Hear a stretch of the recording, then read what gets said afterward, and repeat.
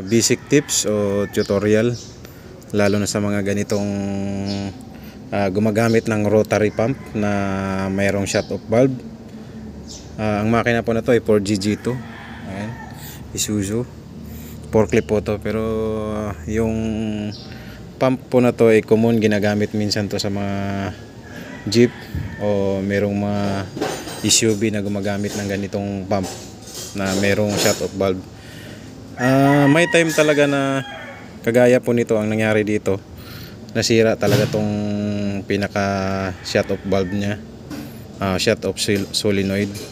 Ngayon ang gagawin mo po dyan, pang tawid mo o kaya pang uwi mo, halimbawa nasa daan ka, natirikan ka, ang gagawin mo po dyan, halimbawa ganito talaga na meron naman siyang kuryente dyan at malalaman mo may kuryente dyan at ayaw niyang magbukas.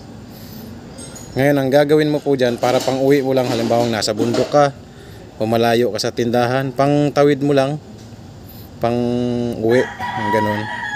Ang gagawin mo po dyan, tatanggalin mo lang po to, yung pinaka nagsasara dun sa butas ng diesel.